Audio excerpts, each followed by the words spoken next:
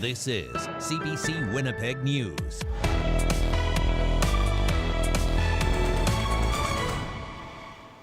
Good evening. Thanks for joining us. I'm Caroline Bargoot.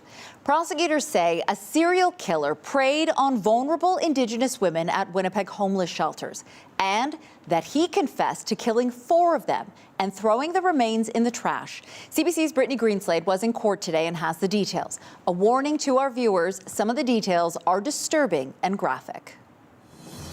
911, what's the location of the emergency? I was walking down the back lane of Edison. It was a 911 call placed by a passerby.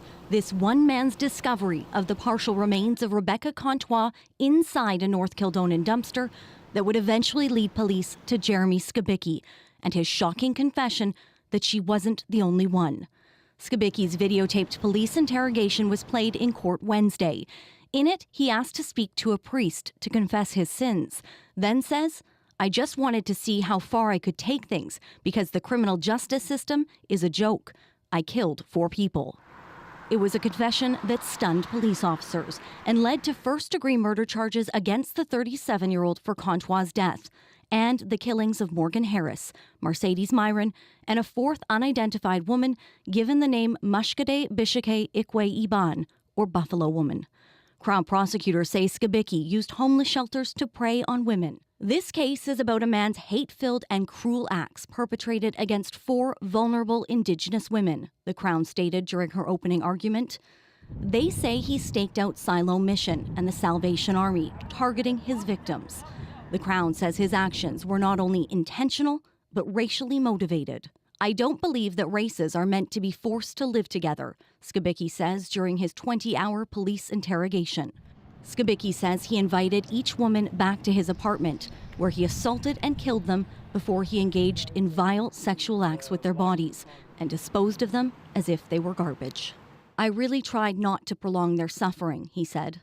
The videotape of Skibicki's confession was too much for some. Several family members of the victims got up and left as details of their loved one's death came up. Others, like Mercedes Myron's grandmother, sat listening, at times crying with her head in her hands. Skibicki has admitted to killing all 4 women, but his legal team is arguing he's not criminally responsible due to a mental disorder. Brittany Greenslade, CBC News, Winnipeg.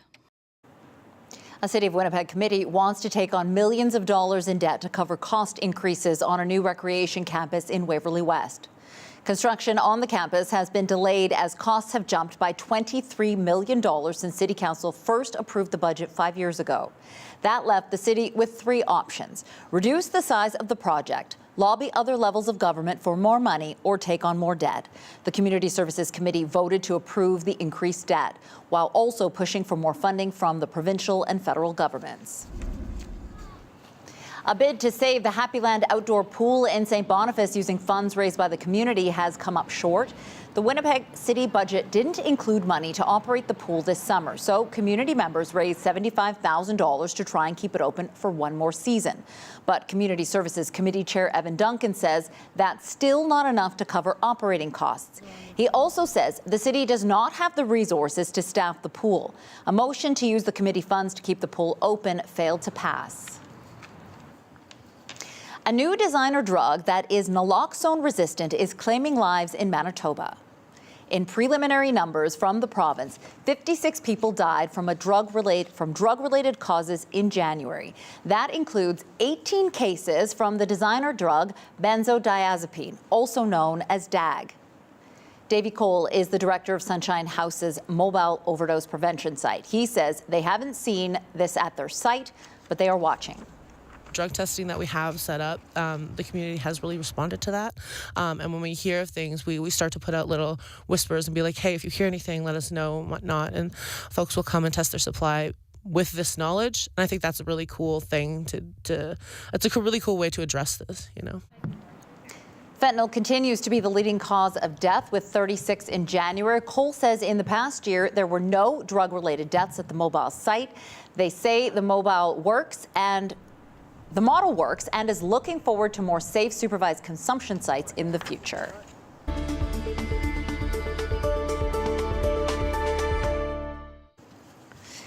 Manitoba's education minister is confident school trustees in Steinbach will change their minds about a controversial hiring policy. Trustees have given themselves the final say on the hiring of teachers for 2 subjects, but some are calling that plan discriminatory. For more, we're joined by the CBC's Ian Fraze live in our newsroom. Ian, why is the education minister getting involved? Well, Noah Altamar says he wants to ensure all schools are safe and inclusive. He met with Hanover School Division trustees last week after a group of parents wrote to him, worried about the safety of queer and trans students. Altamar suggested the trustees ditch a plan that gives them final approval in the hiring of gym and music teachers. The minister is confident trustees will follow suit. That they become more inclusive space, a safe space for queer and trans kids, it's work. School divisions need to be exemplars. They need to be leading the community in this. They can't be doing the bare minimum. They have to lead, and that's what schools do, and I expect them to do that. Altamar has appointed a retired superintendent and a legal expert to advise the trustees on their hiring policy. The Hanover School Division Board did not respond to our request for comment today. Meanwhile, nurses got details today about a proposed new contract. Now, if it passes, what can 12,000 of the province's nurses expect? Annual wage increases of around 2.5 to 3% a year. Now, that's fairly standard, but there's a lot of different incentives and premiums here. For example, full-time nurses will get an extra $12,000 a year. That starts in 2025. This incentive is meant to reduce the reliance on overtime and private agency nurses. There's also new hourly premiums for nurses in intensive care, emergency departments, and in urgent care facilities. Nurses still need to ratify this contract, but the Manitoba Nurses Union is recommending to its members that they vote in favor. Caroline. Thanks, Ian. That's CBC's Ian Fraze reporting live from the newsroom. A Winnipegger living in southern Brazil is grateful to have safe refuge. Flooding caused by heavy rains has killed at least 90 people. Over 100 people are missing and thousands more have been displaced. Luke Zinger has lived in the area for about 5 years. Right now, he's staying with a friend after his apartment was left without water and power. Zinger hopes the rest of the world will reach out to help Brazil. You know, it doesn't take a lot of money to just help out a little bit here, and we're going to need it. And especially as a Winnipegger, you know, we're from a region that experiences flooding. We've all been through floods. We've all helped floods. Many of us have sandbagged. We know what it's like to see our neighbors lose stuff. And if you can imagine that situation, just much worse, where your neighbors are losing things and their lives, and it's not just a neighborhood, it's a whole city that's being destroyed. I just thought that maybe if more people knew that potentially some people could help and send a little help, donate a little bit of money, and that would just be really nice. If it's just really sad and scary, and it's really hard to think about all of our neighbors here that have lost everything. Obviously, Brazil is not as wealthy as Canada as a country, and it's really hard for a lot of people financially to repair and put everything together when they've just lost their entire home. So it's going to be really difficult, and we're going to need a lot of help down here. And just a quick reminder that tomorrow and Friday we'll be on at 5:30 for half-hour newscasts ahead of the Stanley Cup playoffs. Of course, you can always stream our show on the CBC News app or on CBC Manitoba's YouTube channel.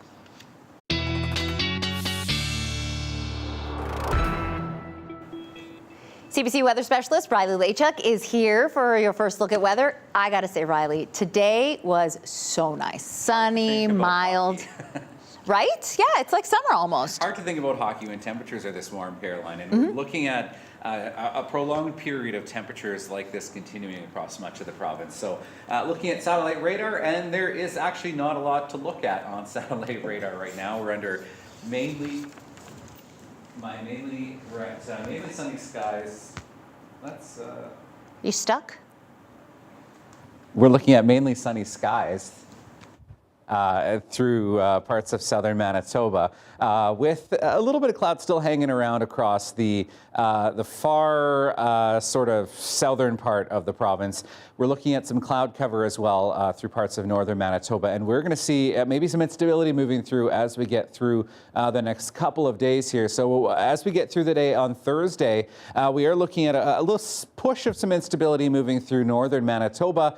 Mainly sunny, though, for the rest of us here in the province. It's really not bringing much to northern Manitoba, but even as we get through the afternoon, evening hours, we could see a few scattered showers through places like Thompson, Norway House, into the Island Lake region. So we'll keep our eye out for that. Otherwise, as we get through Friday, we're looking at mainly sunny skies as well, and mix of sun and clouds as we get through Saturday into Sunday. So we're looking at fairly consistent conditions throughout the next couple of days. In terms of rainfall for northern Manitoba, a couple millimeters, if that, maybe some pockets of heavier accumulation as you saw in Futurecast there, maybe some pockets of some non-severe thunderstorms as we get through the day tomorrow, especially into the evening hours. So right now, 22 degrees in Winnipeg. We reached 23 this afternoon. We're still seeing some gusty northeast winds out there, up to about 50 this afternoon. Didn't think they'd be that windy, but we have started to see some of those winds dropping off a little bit with rising pressure throughout the region right now. So right now we're at 21 in Portage,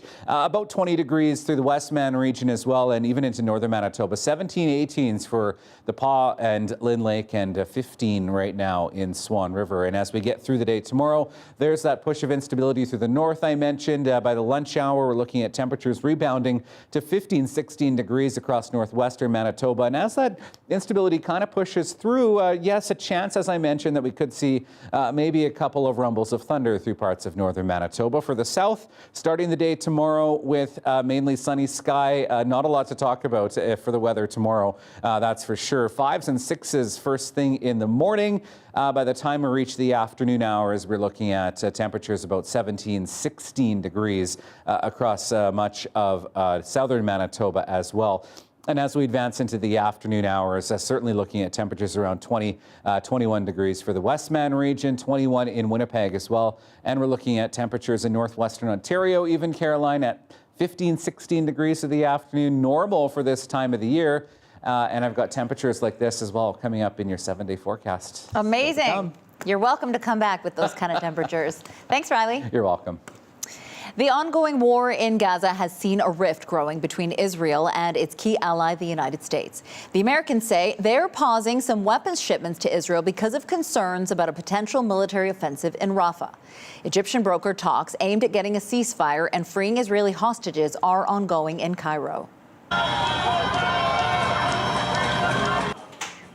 The return of the hostages is prime concern among Israelis. There have been massive demonstrations calling on the government to bring them home.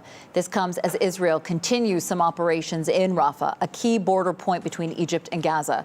The crossing remains closed since Israeli forces took control of the area yesterday. There are reports of sporadic fighting. Palestinians are leaving the city en masse as Israel continues to prepare for a full ground invasion. 2 other border crossings between Gaza and Israel have been reopened. CBC News has learned that the 3 suspects accused of killing Sikh activist Hardeep Singh Nijjar are thought to be members of a criminal organization with links to an Indian gang. That gang, sources say, is also being investigated in the murder of a man here in Winnipeg. Evan Dyer has more on the gang and what we know about it. Outside a Surrey, BC courthouse, dozens of protesters gather angry at India's alleged role in the murder of Sikh separatist Hardeep Singh Nijjar. On the inside, the 3 Indian men charged appeared by video link, where they were ordered held in custody. Police have said little about them publicly. But sources close to the investigation have told CBC News they're affiliated with a gang led by this man, Lawrence Bishnoi. Indian media say Bishnoi began his criminal career while still a student, forming an alliance with another gangster known by the alias Goldie Brar. Brar would later relocate to Canada, becoming one of the country's most wanted. He's not a relative of Karan Brar, charged in the Nijjar murder, but investigators say very much a member of the same gang.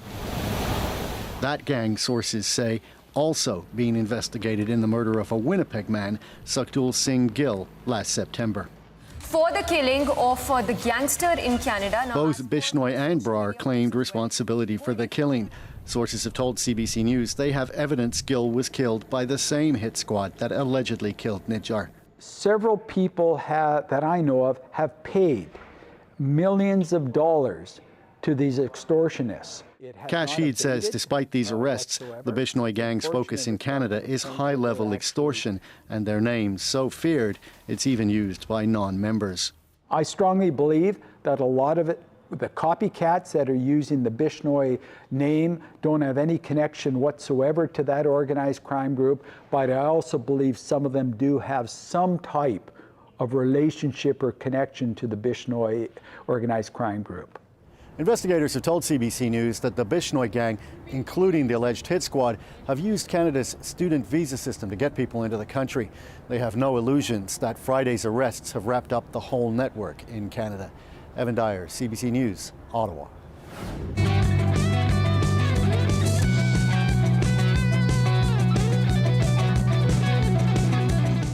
Coming up, a Filipino guitar legend based in Los Angeles recently made a stop in Winnipeg. CBC's Jim Agapito had a quick chat with him about his connections to Manitoba. And Milt Stegall was back on the field with the Bombers. We'll tell you why after the break.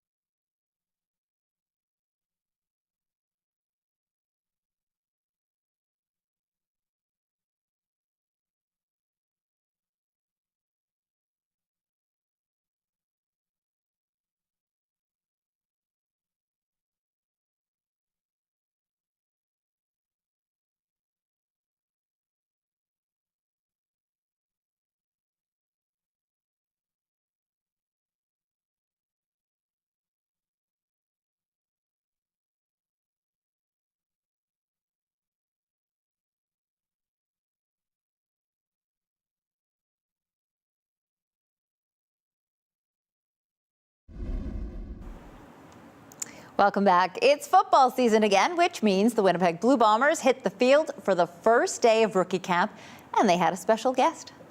That was fun. That was really fun. It's everything that I thought it would be. I got to run around a little bit. Got one ball thrown to me. It was I didn't drop it. It was a bad throw. But I'm just so fortunate that I was able to experience that and go through that one more time. Canadian Football Hall of Famer Milt Stegall took part in Rookie Camp Day today. The 54-year-old wanted to see if he still had it, and it appears that he does. Stegall holds the CFL record for career touchdowns and is one of the most charismatic players in the league. The league. See, I'm distracted because he's so cute. His guitar solos are adored by millions of Filipinos around the world. Rock legend Perfecto de Castro recently made a stop in Winnipeg. CBC's Jim Agapito sat down with the musician for a chat.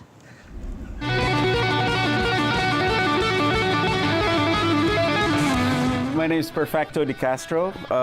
Filipinos know me by Perf de Castro, and I am a guitar player based out of Los Angeles, California. This is actually my third time here. First time I visited was touring with Arnel Pineda. That was in 2017. Then 2018, I was here with Intro Voice, and now I'm back. So for people that obviously might know, Arnel Pineda is the lead singer of Journey. I told my family, obviously I'm Filipino, that I was going to speak to you, and they lost their minds. What would people know you for? If you type Filipino guitarist on Google, my name first comes up. Hi there, Perfecto de Castro here, and welcome to my channel. I hope you're having a great day. You do something different with your YouTube channel. You actually want to teach people. Yes. My YouTube channel is all about guitar. So it's about, learning how to play it, learning how I approach the instrument, learning how I approach tones. The great thing about YouTube is you reach other people who feel the same way that you do, and that fosters a community around, not just the gear, but the instrument itself and the playing and the music. When I first discovered this instrument, I was like 13 years old. I started joining bands back in high school. I initially wanted to be a singer, and we had a band together, and the guitar player was like, I would end up sitting with him and, no, do this. And he goes, why don't you play?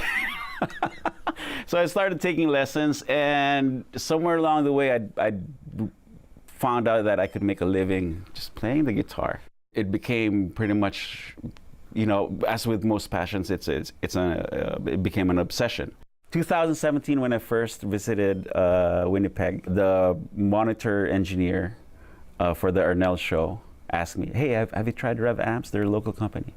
I've seen them. I haven't played one yet. And then, but that put Rev on my radar. Guitar Pusher is the Rev dealer in the Philippines, and they reached out and said, "Oh, yeah, I want to connect you with the Rev guys and see, and see what we can do." Every color, every hue is represented by me and you. And the thing about I like about the Rev guys is they're not stuck up about their stuff. They also like good tone that comes from their amps, but also that comes from other stuff. And it's this being this very open approach really appeals to me, because I'm the same way.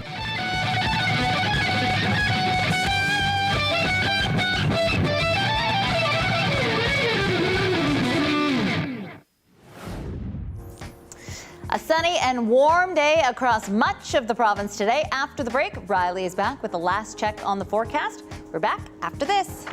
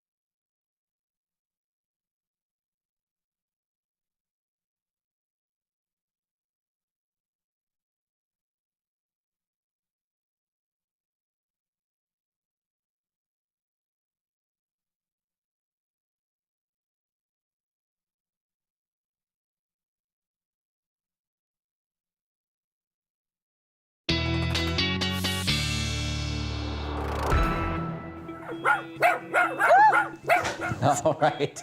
Let's have a look at your dog walking forecast for your Thursday. Tonight, our photo is of Ember, who looks really anxious to get out there for a walk, especially when the weather is as nice as it has been. Thank you so much, Anne, for sending this picture of Ember in. Keep sending your pictures to talkback@cbc.ca. So we're waking up to a sunny 8 degrees in Winnipeg tomorrow. Normal low for this time of the year is 4. So yes, we're starting the day above seasonal tomorrow as well. And the sunshine stays as we get through the rest of the day, up to 21 degrees by the time we hit 4 o'clock in the afternoon. So here's where we reached this afternoon. 24 in Steinbach, one of the warmer locations in the province today. 23 in Morden, Winkler and Winnipeg, and 20 for Brandon. 19 to the Parkland region, and up to 15 this afternoon in Thompson. Quickly wanted to touch on the Mother's Day forecast because that, of course, is happening on Sunday. Up to 20 degrees to the afternoon. By the evening, if you have something planned, 17 with a mainly sunny sky. So up to 24 by the time we reach Saturday. And as we get through the rest of the weekend, we're looking at 19s and 20s for the rest of the 7-day forecast. Canadian actor Ryan Reynolds has nothing but praise for his latest co-star, Caroline. Here is tonight's Daily Lift.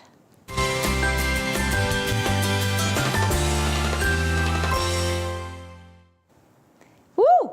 His four-legged canine co-star, in case you missed it, Peggy, is thought to be a mix of pug and Chinese crested breeds known as the Puggies. She's set to play Dogpool. That's Deadpool's dog in the upcoming summer sequel. Now, Reynolds says when the two characters met on screen, it's love at first sight. The pooch was voted Britain's ugliest dog last year. So I wonder who's having the last laugh or the last bark in this case. So, you know, before I saw the video, I thought there's no such thing as an ugly dog. And then I saw this poor bugger. Like, she's not the prettiest girl in the world, but she's probably the richest girl in the world now. Exactly. Anyways, that's Hockey it for night's us. next. Oh, that's right. See ya. Enjoy. See you.